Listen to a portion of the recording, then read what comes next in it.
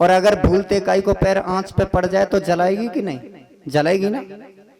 उसी प्रकार से भूल पाप हो, चाहे जाने में हो चाहे अनजाने में हो, पाप अगर होगा तो भोगना पड़ेगा।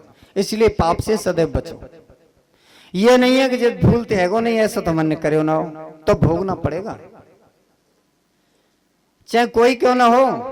पाप अपने बाप को भी नहीं छोड़ता है। एक छोटी सी बात याद आई है। एक समय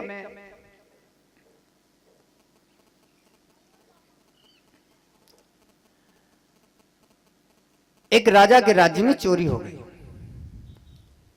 जब राजा के राज्य में चोरी हो गई तो राजा ने कहा कि भाई तुम ऐसा करिए, जो चोर हो उसको पकड़ के लाइए। अब चोर को खोजने के लिए चले। अब चोर को जब खोजने के लिए चले तो हुआ क्या, चोर को खोजने के लिए जा रहे थे, रास्ते में मंडप ऋषि का आश्रम पड़ा और आश्रम के किनारे कुछ सामान निकाल पड़ा, उन्हें वहां गिर गया था किसी प्रकार से। चोरों ने देखा यही चोर है, मंडप ऋषि को भेजे राजा के यहाँ और राजा से कह दिया चोर मिल गया। राजा ने न तो देखा न कुछ पूछा, कह दिया बोले सूली की सजा दे दो इसको, और सीधी उसे सूली की सजा पे चढ़ा दिया गया।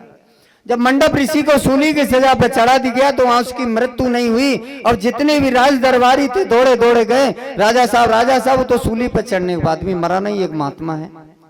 राजा वहां से दौड़ा दौड़ा आया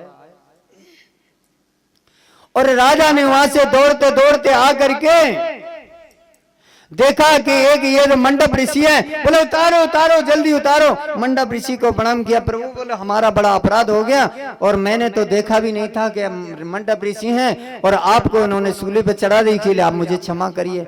मंडप ऋषि कुछ बोले ही नहीं, सीधे निकल लिए वहां से। कहां पहुंचे?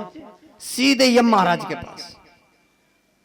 यम महाराज से कहा कि मुझे यह बताओ, मैं जब से समझदार हुआ पूरे जीवन में आज तक मैंने कोई पाप कर्म नहीं किया है, लेकिन आज मुझे जो सजा मिली का ये कौन से पाप के कारण मिली है?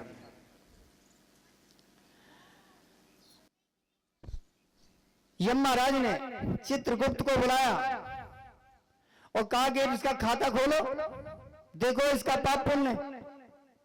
खाता खोल के देखा, बोला उन्होंने पूरे जीवन में ऐसा कोई पाप नहीं किया है अपने जानते समय, लेकिन जब छोटे बालक थे ये, तो छोटे बालक होते उन्होंने एक सीख लेकर के टिड्डी में चुबा दी थी। 5 वर्ष को बालक, छोटो से बालक देखे खेलते रहे और वो एक सीख ली, टिड्डी देखी थी उसमें चुबा दी, कीड़ा में। अब जैसे ही ये महाराज की बात सुनी, मंडप ऋषि ने उन्हें क्रोध आ गया और उन्होंने अपने अंजलि में जल लिया और जल लेकर के कहा कि एक छोटा सा बालक 5 वर्ष का पाप और पुण्य क्या जाने कि एक टिड्डी में सीख चुभने से आज सूली की सजा मिली है, इसलिए जा मृतलोक में जा और वहां जाके देख 5 वर्ष का बालक का पाप और पुण्य क्या जानता। यम महाराज के ऊपर छोड़ दिया और यम महाराज साथ ही साथ वहां से खिसक पड़े। और शूद्र कुल का मतलब है उन्होंने दासी के पुत्र के रूप में विदुर का जन्म लिया। जो विदुर थे पहले जन्म में यमराज थे, मंडप ऋषि के साप से जमीन में आके खिसक पड़े, इसलिए विदुर को पूर्व जन्म की स्मृति थी, बचपन से ही भगवान के ध्यान में थे।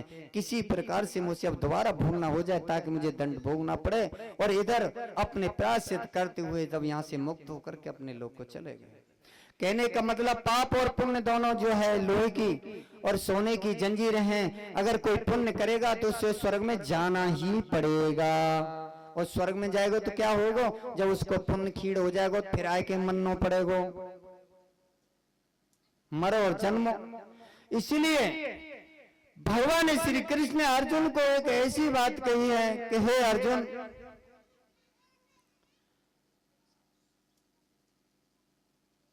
पाप और पुण्य जो भी है सबको मुझे समर्पित कर दो।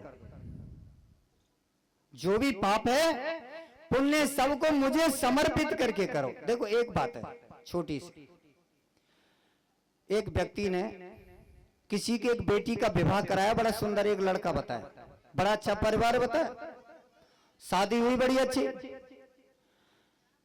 शादी के कुछ दिन बाद में पूछी बन गई, बेटा लाली बता बन गई घर परिवार कैसे मिलो, बोलो बड़ा बढ़िया हुआ। घर के ने पूछी बन की छोरी को ब्याह को बढ़िया है। अरे हमारी छोरी को भाग्य इतना जोरदार निकले हुए, बड़े सुख थे हमारी छोरी।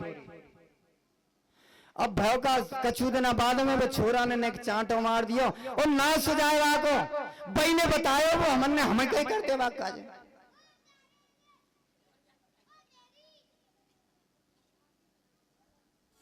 हम क्या जानते भाई ने बताया मुरारी मोहन ने सोबल मां कर दे बड़ा सुंदर छोरा है, बड़ा अच्छा पार बार बढ़िया है, ना सजाया को यानी अच्छा हो जाए तो हमने किया और बुरा हो जाए तो भगवान ने किया है, इसे सदैव भूल जाइए। इसलिए हम जब पूर्ण रूप से समर्पित भगवान को हो जाएंगे तब तो ठीक है, और जो अच्छा अच्छा हो हमारा और बुरा हो जाए तो भगवान को, तो भगवान आपको जिम्मेदार ना है। बोलो वृंदावन बिहारी लाल की।